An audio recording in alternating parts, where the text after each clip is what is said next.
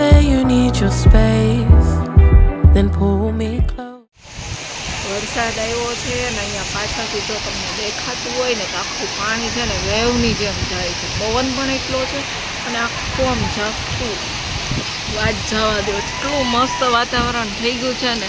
જો આગળ ઉપર રહેતા હોય તો ઉપરથી નજારો બહુ મસ્ત દેખાય છે. અમારો આ ફર્સ્ટ ફ્લોર છે ને તો થોડુંક કેવા આવે છે, બાકી ઉપરથી તો બહુ મસ્ત દેખાય છે. પવન જુઓ તમે, ખાલી પવન હાય હાય હાય હાય છે ને આખું નીચે આખું જુઓ હાય હાય હાય વાતાવરણ છે. હેલો ગાઈસ, કેમ છો બધા? બધા મજામાં જ હશો. અત્યારે વાગ્યા છે 4:30. 4:30 વાગ્યા છે. વરસાદ ફૂલ આવે છે. જોકે પાછળ તમે અંધારું જોઈ શકતા હશો કેમ કે બારી તો બંધ છે, પણ તોય પણ થોડુંક દેખાય છે.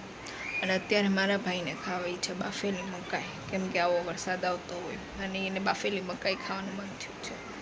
તો હું અત્યારે એના માટે મકાઈ બાફવા મૂકું છું અને પછી મારે ખાવા છે મકાઈના ભજીયા. મકાઈના ભજીયા કહો કે મકાઈના પકોડા કહો, ગમે તે કહો. તો હું મારા માટે બનાવું છું મકાઈના ભજીયા, અને મકાઈના ભજીયાનો અને મકાઈના પકોડાનો પણ શોર્ટ્સ વિડીયો બનાવશું. આથી તમને વરસાદનો અવાજ આવતો હોય તો વરસાદ એવો ધોધમાર આવે છે ને બહાર જવા. મારા ભાઈને ખાવી છે મકાઈ, તો આપણે મૂકીએ છીએ મકાઈ બાફવા માટે. પહેલાં મકાઈ બાફી દઈએ, પછી મકાઈનો ભજીયા બનાવીએ. મકાઈને બાફવા માટે વરસાદ આવે છે તો આ ભાત જ જવા દે, મજેદાર વરસાદ આવે. આ એક પગના જ બે ભજીયા બનાવે.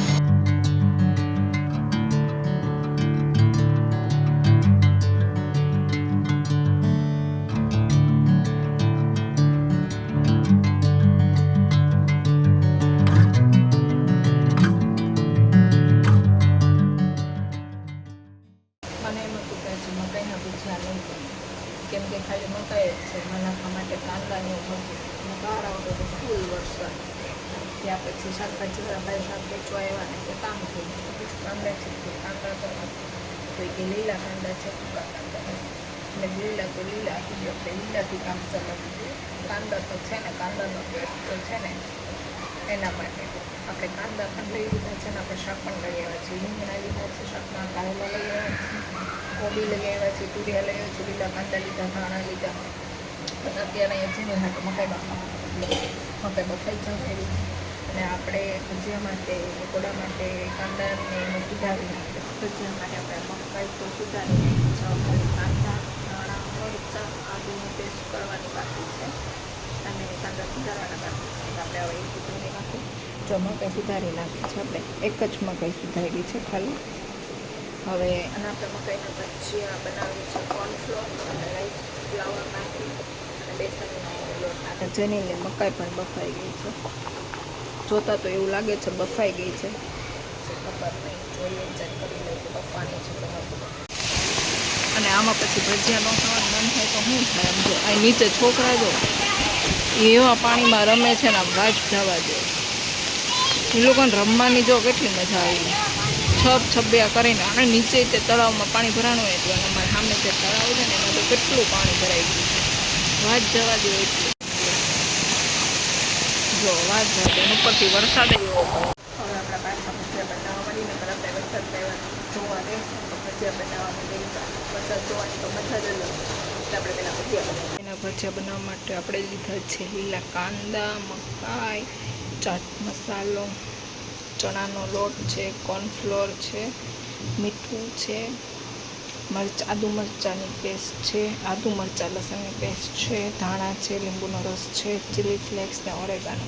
ને હજી આમાં આપણે જે ઘરના મસાલા હોય ને, હજી આમાં જે ઘરના મસાલા હોય ને, જેમ કે જીરું છે, હિંગ છે, ખાવાના સોડા છે, અને પછી બીજું હું ચટણી નહીં નાખી. આપણે આ વસ્તુ એટલી વસ્તુ આમાં પછી આપણે એડ કરીશું. એડ કરીને આપણે મિક્સ કરીશું અને પછી જે ભજીયા પણ દઈશું. અને એનું જે બેટર હોય છે ને થોડુંક થીક રાખશું, એટલે થોડુંક જાડું રાખશું. આપણે મકાઈનો જે ડો છે ને એ રેડી થઈ ગયો છે.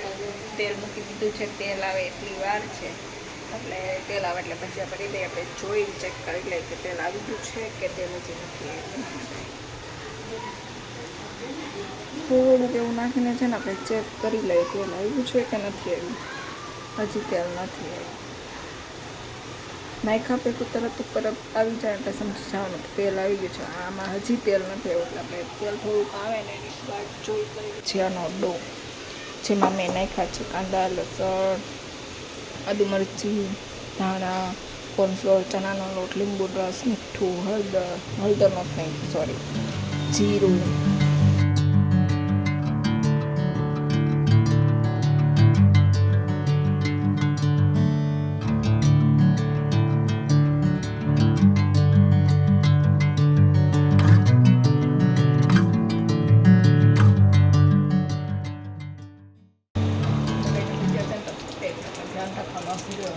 ગમે ત્યારે ફૂટી જાય ગમે ત્યારે થોડાક સ્વાદમાં તમારે બધાને ખાવા હોય તો આવું છે કાંદા મકાઈ નથી બહુ ટેસ્ટ.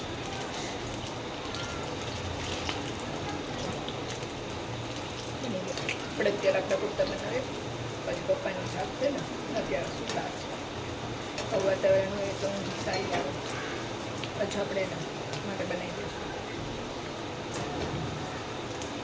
મસ્ત કટ કરીએ તો અવાજ આવે.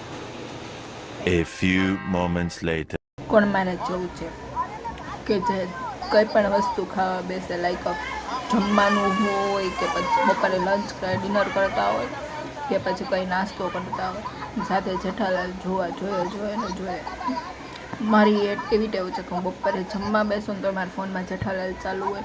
હું અહીંયા ગમે 5 રૂપિયાનું 10 રૂપિયાનું પડીકું ખાવા આવું ને તોય જેઠાલાલ ચાલે. અત્યારે જેઠાલાલ સાથે ચાલે છે મકાઈના ભજીયા અને જેઠાલાલ એટલે મજા જ પડી જાય છે. કોણ એવું મારે જો કે મકાઈના ભજીયા તો શું ગમે તે ખાવા બેસે જમવા બેસે ને તો જેઠાલાલ સાથે જોઈ એટલે જેઠાલાલ એ પણ જૂના એપિસોડ, નવા એપિસોડ એક પણ નહીં. નવું તારક મહેતા આવે છે ને તો જોતી પણ નથી. ટકા ચાલે અહીંયા અને મકાઈના ભજીયા અને તારક મહેતા વાત જ જવા દો. અને બહાર વરસાદ આવે છે, એવો મસ્ત વરસાદ. અને અહીંયા છે ને મારી પાછળ સોસાયટી છે જ્યાં રહીએ ને ત્યાંની બાઈઓ અત્યારે છે ને અહીંયા નાહવા ભેગી થઈ છે. જો દેખાતી હોય ને તો મારી બિલ્ડિંગની બાજુ મારી મમ્મી પણ ગઈ છે. A few moments later. મને છે હવે જઈને વરસાદ જોવા જવાનું મન થયું છે કેમ કે વરસાદ એટલો આવે છે ને તમે વાત જ જવા દો. બહુ જ વરસાદ આવે છે તો હું છે ને ધાબે જાઉં છું જોવા. કેમ કે નીચે જઈશ ને તો નીચે મારી મમ્મી આજુબાજુવાળા આડોશી પાડોશી બધા છે નીચે અને આપણને નીચે ન મજા આવે, એકલા રહેવા મજા આવે ને બધા ન મજા આવે. એટલે હવે આપણે ધાબે જોવા જઈએ છીએ. જો એ ધાબે એવું કારણ કે ઉપર એટલું મસ્ત વાતાવરણ લાગે ને તમે વાત જ છો પણ એમ થાય અહીંયા રહી જોતા જ રહીએ એટલે આપણે ધાબે જઈએ છીએ. આપણે છે ને દાદરા ચડીને 5 માળા ધાબે જાય છે કેમ કે વરસાદ ફૂલ આવે છે. લાઈટ ક્યારે વહી જાય નક્કી ન હોય તો લીફ બંધ પડી જાય. અહીંયા કબૂતરા જો વરસાદ આવે છે ને બેસી ગયા છે નીચે પતરા નીચે અને પતરા અહીં પાણી ભરાઈ ગયું છે એઝ યુઝ્યુઅલ. કોકના કપડાં ભીના થઈ છે. વાતાવરણ જુઓ ને એટલું મસ્ત છે, પવન ઠંડો એટલો મસ્ત છે હાથ જ જવા દે.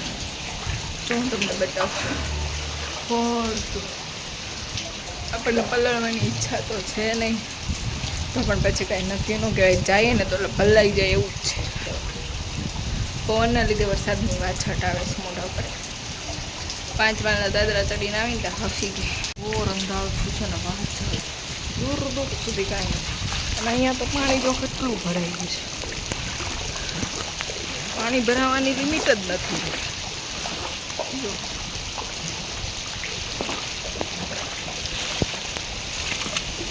અહીંયા વરસાદ તળાવ છે ને મારું આખું ખાલી થઈ ગયું હતું. વરસાદ આવ્યો ને એના લીધે તળાવ ભરાઈ ગયું. આ સાઈડનું આખું વાતાવરણ છે આખું ઢબ જેવું થઈ ગયું. દૂર સુધી વરસાદ જ દેખાય. હવે છે ને આપણે આપણો ફોન મૂકી દઈએ કેમ કે આપણો ફોન વોટરપ્રૂફ વાળો નથી એટલે ક્યારેક ખરાબ થઈ જાય નક્કી ન કહેવાય. ખરાબ થઈ જાય ને તો કોઈ વાત નવો બીજો ફોન લેવાશે નહીં એટલે આપણે આપણો ફોન પહેલાં મૂકી દઈએ. વરસાદના કારણે થોડુંક ઝાંખું ફૂટેજ આવ્યું છે. કાંઈ વાંધો નહીં, આપણી પાસે એરફોન આવે એવી ફોન એટલે બધું ઝાંખું ફૂટેજ થયું છે. મેનેજ કરી દઉં છું. વરસાદ 3:30 વાગ્યાનો આવે છે અને અત્યારે વાગ્યા છે અત્યારે વાગ્યા છે 7 અને હજુ એટલો ને એટલો ધોધમાર વરસાદ આવે છે ભાઈ. 1 મિનિટ રે ઊભું રહેવાનું નામ નથી, એટલું કામ કરતી હતી તો એટલે તો એ વરસાદ આવવા ચાલુ જ છે. આપણે હું બહાર જઈશ ને તો ફોનનો કેમેરો છે ને ઝાંખો થઈ જશે એટલે બહાર નથી આવતી. પલળવાની મજા આવે છે. મારા મમ્મીને અહીંયાથી નીચે પલળતા હતા. હવે એ છે કે જતા રહીએ એમાં નથી ખબર, પણ મને અહીંયા મજા આવે. અને નીચે એ પબ્લિકમાં જાવું એના ઘરમાં અહીંયા એક પેલું પલળવાની મજા કોઈ જોવે નહીં કરે. આ પલળવાની મજા કરે એ કેવી મજા આવે જોવાની. એટલે આપણે નીચે જઈને હું તમને બતાવીશ ત્યારે દૂધ લેવા છે. એટલે હમણાં જ જઈશ થોડીક વારમાં. બહુ એટલે બહુ મસ્ત. પણ અહીંયા પાણી છે, તમે ખાલી જુઓ પાણી કેટલું ભરાઈ ગયું છે. દેખાતું હોય ને તો પાણી હોય એટલે દુધબાર ભરે.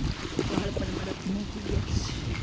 વરસાદના પાણીમાં માથું પલળે ને એટલે હેર વોશ કરવા જ છે, કેમ કે માથું છે ને ચીકણું ચીકણું થઈ જાય. અઠવાડિયામાં 2 વાર 3 વાર હેર વોશ કરવાની જગ્યાએ હમણાં જ્યારે પલ્લું ત્યારે હેર વોશ કરી નાખું. જ્યારે વરસાદમાં પલ્લું ત્યારે હેર વોશ કરી નાખું. પલ્લી લઈએ ફોન મૂકી પછી નીચે જઈને મળે થોડીક વાર પછી.